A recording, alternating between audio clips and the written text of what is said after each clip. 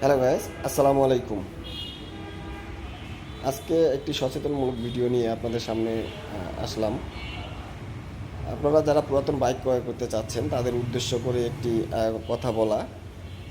যদি এই ভিডিওটা দেখলে আপনারা হয়তো আশা করি উপকার অবশ্যই পাবেন। আপনারা যারা পুরাতন বাইক ক্রয় করতে চাচ্ছেন তারা অবশ্যই বাইকের বৈধ কাগজপত্র আছে কিনা এবং কি মালিক আছে কিনা সেটা দেখে ক্রয় করবেন।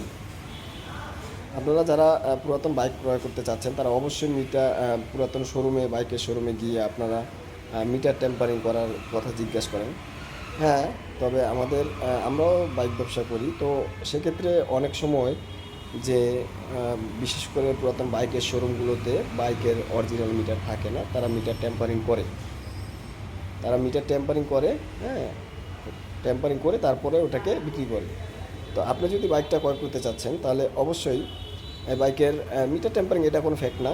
আপনার গাড়ি রিয়েল কী কন্ডিশনে আছে এবং কি আপনার গাড়ির কোথাও কোনো ইঞ্জিন খোলা হয়েছে কি না, অথবা আদার্স অন্য আউটলুকিং যেগুলো আছে এগুলো আপনি নিজে দেখে শুনে তারপরে ক্রয় করবেন। আপনি যদি বাইকটি মালিক আছে কিনা, পেপারস এর সাথে ইঞ্জিন নাম্বার, চেসিস নাম্বার এবং ডিজিটাল প্লেট এগুলা আছে কিনা এগুলো সব চেক করে এটা আপনার নেওয়ার দায়িত্ব। তো আপনারা যদি বাইকের পেপার সম্বন্ধে যদি না বুঝে থাকেন তাহলে অবশ্যই আমার এই ভিডিওতে কমেন্ট করতে পারেন। কমেন্ট করলে আমি আপনাদের সাজেশন দিয়ে দিব।